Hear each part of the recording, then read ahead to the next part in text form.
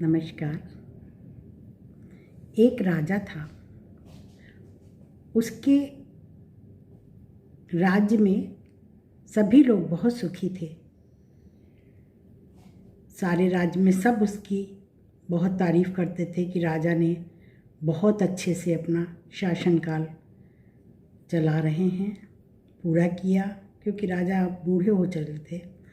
और उन्होंने सोचा कि अब किसे राज्य सौंपूं, क्योंकि उस राजा के 3 बेटे थे और तीनों में से किसी एक को वो अपनी गद्दी सौंपना चाहते थे, लेकिन वो उस प्रथा को तोड़ना चाहते थे कि गद्दी अपने बड़े बेटे को ही दे।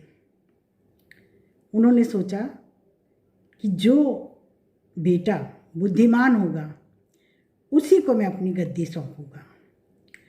उन्होंने एक छोटा सा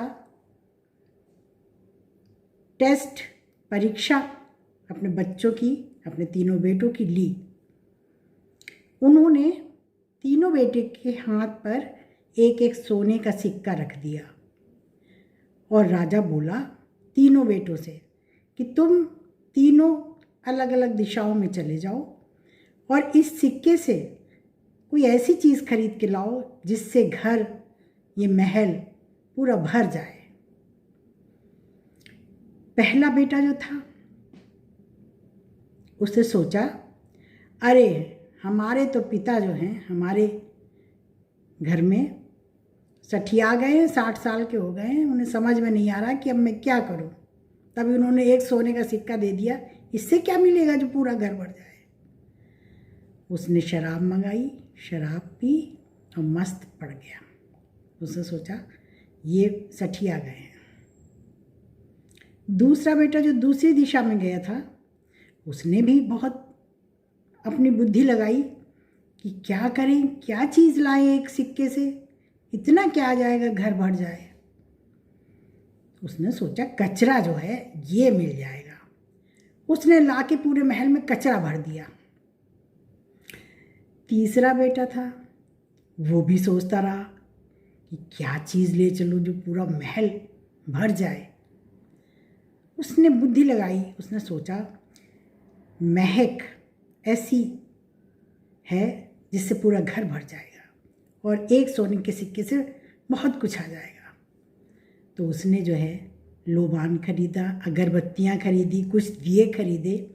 लौट के आके उसने महल को खुशबुओं से भर दिया, दीपक जलाए और राजा को प्रणाम किया कि श्रद्धे, मैं अपनी युक्ति से, अपनी बुद्धि से ये महक का सामान लाया हूँ, इससे पूरा महल महक से भर जाएगा।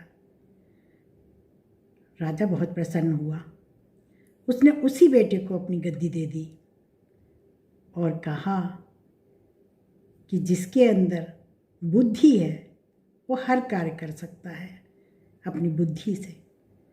क्योंकि सिक्का तो मैंने तीनों बच्चों को दिया था, तीनों बेटों को दिया था, लेकिन उसका उपयोग किसने अपनी बुद्धि को लगा करके किया है। मैं उसी को अपनी गद्दी सौंपूंगा, क्योंकि आगे ये प्रजा हमारी कभी परेशान ना हो और वो बेटा हमारा सही से राज्य को संभाले। तो हमेशा बुद्धि की जीत होती है। कोई भी कार्य जब बुद्धि से किया जाता है, बुद्धि लगा के, युक्ति लगा के किया जाता है, तो वो कार्य सबसे अच्छा होता है। आप लोग हमारी कहानी को सुनते हैं, उसको प्रोत्साहित करते हैं। आप सभी जो हमारी कहानी देखते हैं, आप सभी को धन्यवाद।